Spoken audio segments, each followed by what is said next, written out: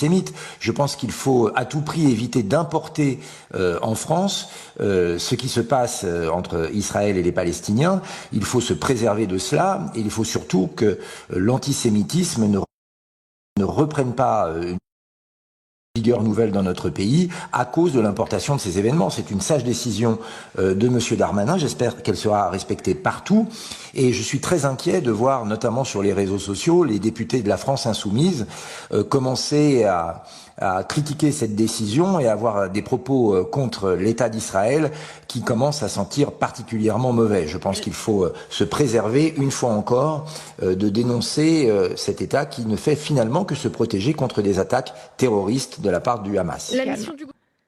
Non, je pense qu'il faut effectivement parler aux autorités palestiniennes et parler bien sûr à M. Netanyahou. Il faut évidemment, et vous l'avez très bien dit, que la spirale infernale de la violence s'arrête. En revanche, on peut comprendre que l'État d'Israël veuille se défendre contre des attaques terroristes.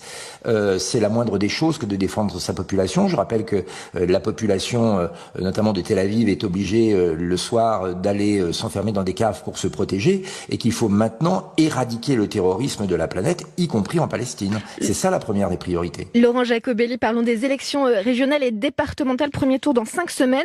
Je trouve que c'est beaucoup et je trouve très honnêtement que c'est anachronique au moment où notre pays doit faire face à toutes les insécurités, l'insécurité physique bien sûr, mais aussi l'insécurité sociale, l'insécurité sanitaire, au moment où nos entreprises vont avoir besoin d'être aidées pour se remettre de la crise du Covid.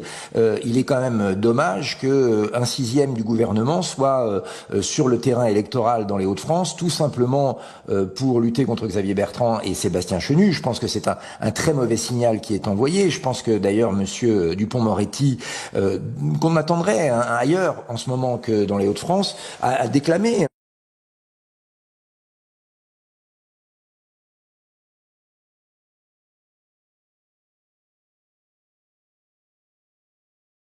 d'un gouvernement de la République, non pas d'aller aux élections, mais de faire bataille systématiquement contre le premier parti d'opposition, je l'espère le futur parti de gouvernement de ce pays. Il y a mieux à faire et je pense que l'incapacité de ce gouvernement à régler les problèmes des Français au quotidien appelle à un peu plus de mesures, un peu plus de calme de la part des membres de ce gouvernement qui ferait mieux de travailler plutôt que d'aller faire le chauffe de la présidentielle, même si elles ont une importance régionale évidente. On le voit bien avec les premiers accords entre les Républicains et la République en marche, de manière très criante avec Monsieur Muselier en PACA, de manière un peu plus sournoise, comme moi je le vis ici dans le Grand Est où je suis tête de liste avec Monsieur Rotner qui prépare déjà son alliance avec la République en marche pour le deuxième tour.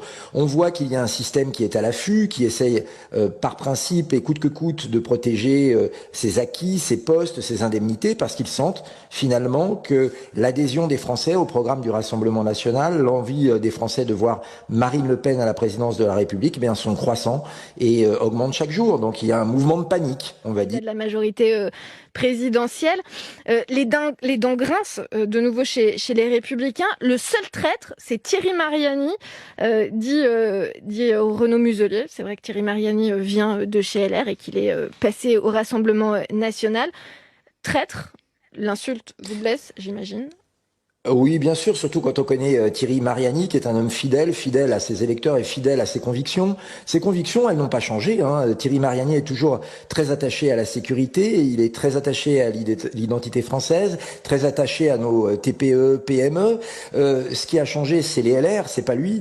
Les LR qui cherchent l'alliance avec la Macronie, les LR qui ont abandonné l'idée de souveraineté nationale, des LR qui applaudissent à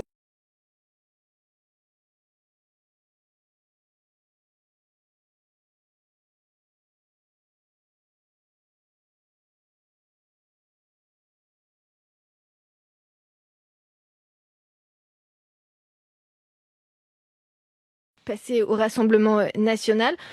Traître, l'insulte vous blesse, j'imagine. Oui, bien sûr, surtout quand on connaît Thierry Mariani, qui est un homme fidèle à ses électeurs et fidèle à ses convictions. Ses convictions, elles n'ont pas changé. Thierry Mariani est toujours très attaché à la sécurité, il est très attaché à l'identité française, très attaché à nos TPE, PME. Ce qui a changé, c'est les LR, c'est pas lui. Les LR qui cherchent l'alliance avec la Macronie, les LR qui ont abandonné l'idée de souveraineté nationale, des LR qui applaudissent à